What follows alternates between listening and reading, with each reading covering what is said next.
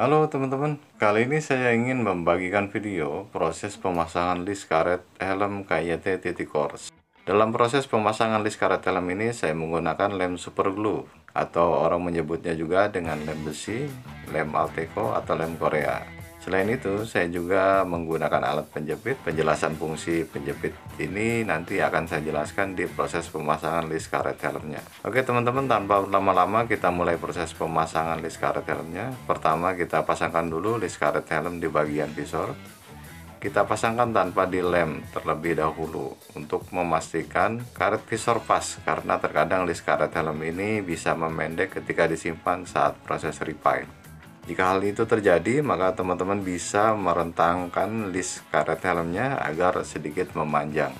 Untuk urutan pemasangan list karet helm di bagian visor ini, saya memulai dengan bagian sambungan teman-teman. Di tiap helm berbeda posisi sambungannya tergantung pada desain helmnya. Karena helm yang saya akan lem list karet helmnya ini KYT Titikors, maka proses pengeleman saya mulai di tengah dekat visor lock. Lalu dilanjutkan ke area sisi kiri kanan visor, lalu dilanjut ke bagian tengah, atas, dan dilanjutkan ke bagian kiri dan kanan antara visor lock. Oleskan lem secara hati-hati pada karet serta sel helm, lalu kemudian dijepit. Karena lem besi ini bentuknya cair dan butuh waktu agar helm menempel kuat, maka disinilah fungsi penjepit ini. Setelah dilem dan dijepit seperti ini, lalu diamkan selama 20 menit agar lem benar-benar kering dan merekat dengan kuat sebelum lanjut ke proses pengeleman bagian lainnya. Sekarang kita lanjutkan proses pengeleman ke bagian visor samping kiri dan kanan, lalu kita diamkan selama 20 menit. Lalu ke bagian tengah visor dan dilanjutkan ke bagian bawah kiri dan kanan antara visor lock. List karet helm di bagian visor ini berfungsi sebagai sekat antara visor dengan sel helm agar air tidak masuk ke dalam helm ketika sedang terjadi hujan. Bentuk dan ukurannya berbeda dengan list karet helm bagian bawah.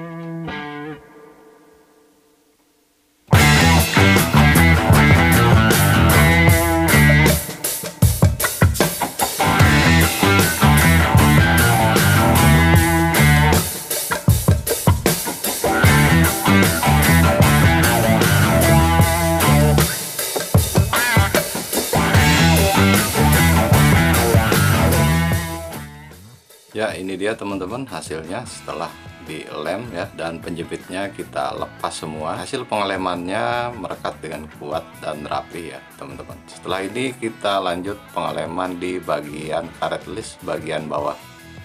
Seperti yang saya sebutkan tadi, proses pengeleman saya mulai dari bagian sambungan. Teman-teman selesaikan dulu pengeleman bagian belakang, kiri dan kanan, lalu baru kemudian dilem sampai ke bagian depan. Kita lem di area sambungan teman-teman.